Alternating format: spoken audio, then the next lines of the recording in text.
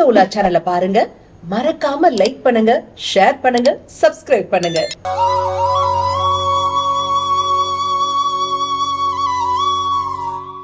இன்னைக்கு நாம ஆன்மீக உலாவில் எந்த விஷயத்தை பார்க்க போறோம் அப்படின்னா, நிறைய பேருக்கு இறை வழிபாட்டில் அதிகம் கவனம் போயிடுத்து. ஆனால் இறைவனை வீட்டில் எந்த இடத்தில் எழுந்தருளச் செய்து வணங்குவது அப்படின்ற அடிப்படையான விஷயத்தில் நிறைய குழப்பங்கள் இருக்கிறது. பொதுவாக வாஸ்து ரீதியாக நாம் பார்க்கிறோம் பூஜை அறை எப்படி அமைய வேண்டும் என்பதில் இன்னைக்கும் நடைமுறை வாழ்க்கையில் நிறைய குழப்பங்கள் இருக்கிறது. எங்கு பூஜை அறை அமைந்தாலும் அதில் ஒரு விருத்திகரமற்ற தன்மையையும் ஒவ்வொரு மனிதரும் அடிப்படையில் பார்க்க வேண்டிய பலனையும் நிறைய பேர் என்கிட்ட சொல்லிக்கிட்டு இருக்கீங்க. அதாவதுமா, ஒரு ஜோதிட ரீதியாக, அதாவது வாஸ்து வேறல்ல, ஜோதிடம் வேறல்ல. வாஸ்துவில் கிரகங்களுடைய ஆதிக்கம் இருக்கிறது, ஜோதிடத்திலும் கிரகத்தினுடைய ஆதிக்கம் இருக்கிறது. இப்போ ஒவ்வொரு அறையிலும் ஒவ்வொரு காரக கிரகங்கள் செயல்படுகிறது. இப்போ உதாரணமா, வரவேற்பறை அப்படின்னா அது புதனுடைய காரகம், சமையலறை அப்படின்னா அது சுக்கிரனுடைய காரகம், படுக்கை அறை அப்படின்னா அது செவ்வாயினுடைய காரகம். காரகம் அப்படின்னா என்னன்னா அதனுடைய குணநலன்கள் செயல்படக்கூடிய இடம் அப்படின்னு சொல்லலாம். இப்போ பூஜை அறை என்பது யாருடைய காரகமாக வருகிறது அப்படின்னா குரு பகவானுடைய காரகமாக வருகிறது. அப்போ இந்த இடத்துல பூஜை அறை அப்படின்ற ஒரு கிரக அமைப்பு நாம அந்த குருவினுடைய நட்பு கிரகங்கள் உள்ள அறைகள்ல இணைந்து இருக்கும் பொழுது அது மிகப்பெரிய வெற்றியையும் மிகப்பெரிய மாற்றத்தையும் அது நமக்கு அடிப்படையில் வழங்கும் என்பதில் எவ்வித மாற்று கருத்தும் இல்லை.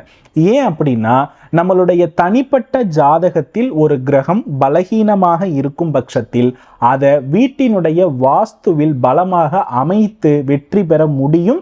அது அடிப்படையான உண்மையும் கூட. அப்போ இந்த இடத்துல குருவுக்கு நட்பு கிரகங்கள் அப்படின்னா யார் அப்படின்னா, குருவுக்கு நட்பு கிரகம் புதன், அதற்கு பிறகு சுக்கிரன், பின் சனி பகவான். இவங்க எல்லாருமே குருவோடு சுபத்துவம் பெறும் பொழுது பலன்களை வாரி வாரி வழங்கக்கூடியவர்கள், குறிப்பாக நற்பலன்களை அதிகமாக வழங்கக்கூடிய செயலை இது செய்யும். சரி, அப்போ ஒரு தனி மனித வாழ்க்கையில எந்த இடத்துல பூஜை அறை இருந்தா நல்லா இருப்பாங்க அப்படின்னா, என்னுடைய தனிப்பட்ட அனுபவத்திலும் நம்மளுடைய பிரணவ வாஸ்துவினுடைய அடிப்படை உண்மையின்படி வீட்டினுடைய வரவேற்பறை என்று சொல்லக்கூடிய ஹால், இந்த ஹாலினுடைய வட மேற்கு பகுதியில பூஜை அறை இருப்பவர்கள் வெற்றிகரமான வாழ்க்கையும், குறிப்பா அவ்வீட்டில் கல்வி பலம் மேலோங்கி வாரிசுகள் மூலம் தொழில் கர்ம அடிப்படையிலும் நல்ல ஒரு உயர்வை பெறுகிறார்கள். இது முதல் தரமான விதி. இரண்டாம் தரமான விதி அப்படின்றது என்னன்னா, சமையலறை. எந்த ஒரு வீட்டில் சமையலறையோடு பூஜை அறை இணைந்திருக்கிறதோ, இப்போதைக்கு சமையலறையிலே தான் நம்ம எல்லா பொருளுமே ஸ்டோர் பண்ணி வைக்கிறோம். அப்ப அந்த இடத்துல சமையலறை ஸ்டோர் ரூமாவும் ஆகுது, பூஜை அறையாவும் ஆகுது. அப்ப அந்த இடத்துல என்ன ஆகுதுன்னா, சுக்கிரன், குரு, சனி என்ற கிரக இணைவு ஏற்படுகிறது.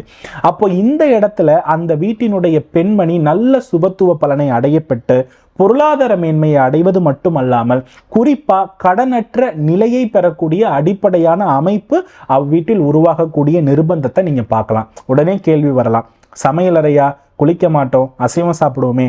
ஆனா இந்த குளிக்காமல் இருப்பது சனியினுடைய காரகம், அசைவம் சாப்பிடுவதும் சனியினுடைய காரகம். அப்போ இது எல்லாம் ஒரு மனிதனுடைய மனநிலையை மந்தப்படுத்துவது, அவனை விழிப்பு நிலை அடையாமல் இருப்பது. அப்போ ஒரு சமையலறையில பூஜை அறை இருக்கும் பொழுது சமையலறை எப்பொழுதுமே சுத்தமாக இருக்கும், அந்த சமையலறை இருக்கக்கூடிய பெண்ணும் சுத்தமாக இருப்பாள், பூஜை அறையும் மனம் கமழ இருக்கும். அப்போ இது எல்லாமே இந்த இடத்துல சுக்கிரனை வலுப்படுத்தி குருவினுடைய சுப பார்வையை பெற வைத்து அற்புதமான பலன்களை ஒரு மனிதனுக்கு வாழ்வில் அமைத்து கொடுக்கும் என்பது இரண்டாவது விதி. மூன்றாவது விதி அப்படின்னா என்னன்னா, இல்ல சார், எனக்கு அறையா வேணும்.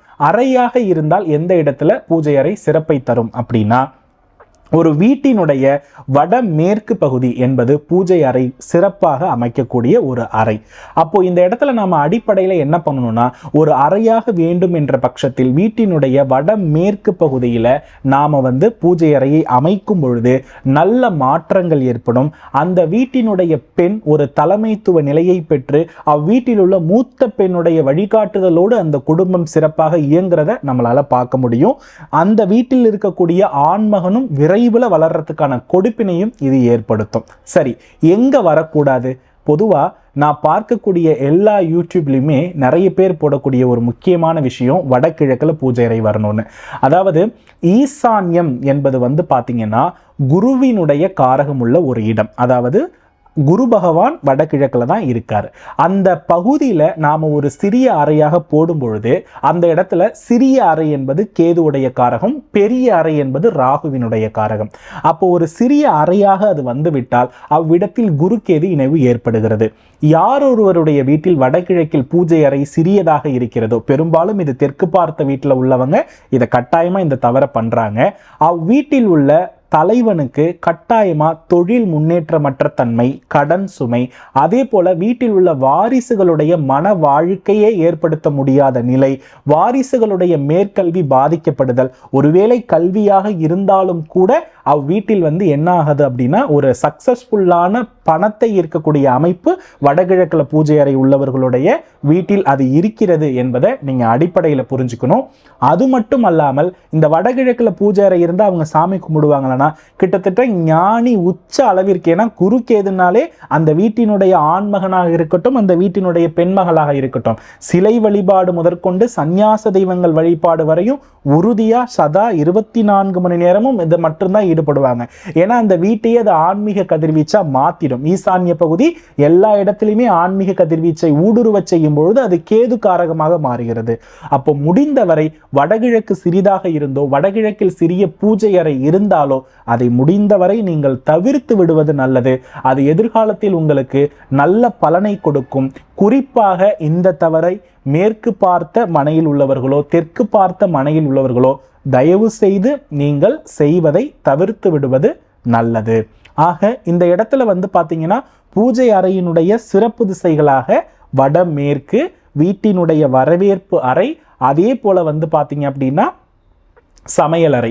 அப்போ இந்த வடகிழக்கு பகுதி போல இன்னொரு இடத்துலையும் வரக்கூடாது. அதாவது தென்மேற்கு. நிறைய பேர் வந்து பார்த்தீங்கன்னா அந்த தென்மேற்கு விநாயகர் மூலை, குறிப்பாக அந்த மதுரை, சிவகாசி இந்த மாதிரியான மாவட்டங்கள் எல்லாம் தென்மேற்கு மூலை என்றால் அது குபேர மூலை, அது பணவசியத்தை கொடுக்கும் அப்படின்னு வைக்கிறாங்க. பெரும்பாலும் இந்த தென்மேற்குல பூஜை அறை உள்ளவர்களுடைய வீட்டில் ஆண்களுடைய ஆரோக்கியம் குறைவது மட்டுமல்லாமல், ஆயுள் குறைவது மட்டுமல்லாமல், பில்லி, சூனியம், ஏவல் போன்ற தீய சக்திகளுடைய தாக்கத்தை அதிகம் அனுபவித்து அதே சமயத்தில் அது சார்ந்த அறிகுறிகளுடைய பயத்தையும் அவ்வீட்டில் அதிகப்படுத்துவதற்கான வாய்ப்பை இந்த தென்மேற்கு பூஜை அறை கொடுக்கிறது. குறிப்பா ஆரோக்கிய குறைபாடுகளை அதிகம் தந்து ஒரு வழிபாட்டுல ஒரு தெளிவற்ற நிலையை வழங்கக்கூடிய அமைப்பை இந்த தென்மேற்கு காரகம் அவர்களுக்கு அடிப்படையில் செய்கிறது என்பதையும் நீங்கள் புரிந்து கொள்ள வேண்டும். ஆக ஒரு மனிதனுடைய வாழ்க்கையில் குரு பகவான் எப்படி கோடி நன்மை செய்கிறாரோ அதே போல வீட்டில் அவர் அமர்ந்திருக்கக்கூடிய இடத்தை பொறுத்து அவ்வீட்டின் நன்மையான தீமையான பலனை நாம் முடிவு செய்ய வேண்டும். இந்த 3 கிரகமும் இந்த 3 காரகம் உள்ள இடத்திலும் நாம் பூஜை அறையை சரியாக நிறுவினேமோ ஆனால் கட்டாயமாக நம்மளுடைய வாழ்க்கையில மாற்றங்கள் இருக்கும், உறுதியான வளர்ச்சி இருக்கும். அவ்வீட்டிற்கு சென்றதற்கு பிறகு நாம் நல்ல மாற்றத்தை அனுபவிப்போம் என்பது அடிப்படையான உண்மையாகிறது. பொதுவாக வந்து பார்த்தீங்கன்னா இந்த பூஜை அறையில் முக்கியமாக 3 பொருளை கரெக்டாக ஃபாலோ பண்ணிக்கோங்க. ஒன்று வெள்ளருக்கு விநாயகர், இன்னும் ஒன்று மயிலிறகு, அதே போல 2 கஜம். 2 கஜம் என்றால் 2 யானைகள். ஏன் இதை நான் சொல்ல வரேன் அப்படின்னா, யானை, மயில், வெள்ளருக்கு, இந்த 3, அதாவது வெள்ளருக்கு என்பது வேர், வெள்ளருக்கு வேர். இந்த மயிலிறகுக்கும் யானைக்கும் ஒரு நல்ல குணம் உண்டு. அதாவது பின்பு வரக்கூடிய விஷயங்களை முன்கூட்டியே உணர்ந்து தன்னுடைய பலன்களை வெளிப்படுத்தும். அதாவது பிரபஞ்சத்தோடு கனெக்டடா இருக்கிற ஒரு பவர்ஃபுல்லான உயிரினம் யானை, இன்னொன்று மயில். அதனால தான் மழை வருவதற்கு முன்பே அதனுடைய அறிகுறியை இறகு மூலமாக வெளிப்படுத்துறதை நம்மளால உணர முடியும். அதே போல வெள்ளருக்கு விநாயகர் என்பது பிதிர் தோஷத்தை நீக்கக்கூடிய ஆற்றலையும், வீட்டில் வந்து பார்த்தீங்கன்னா தெய்வ வசியம், குறிப்பாக குலதெய்வ வசியத்தை மேன்மைப்படுத்தும். ஸோ இந்த 3 பொருள் பூஜை அறையில் முக்கியமான ஒன்று. இதை எல்லாம் கரெக்டாக ஃபாலோ பண்ணி இந்த இடத்துல எல்லாம் இருக்கிறதா அப்படின்றத கம்பேர் பண்ணி நான் சொன்ன பலன்களை உங்கள் வீட்டோடு ஒப்பிட்டு பார்த்து நீங்கள் பலன்களை முடிவு செய்யுங்க என்பதுதான் என்னுடைய அடிப்படையான கருத்து. மேலும் அடுத்த ஒரு நல்ல ஆன்மீக உலாவோடு உங்களை சந்திக்கிறேன். அதுவரை உங்களிடமிருந்து விடைபெறுகிறேன்.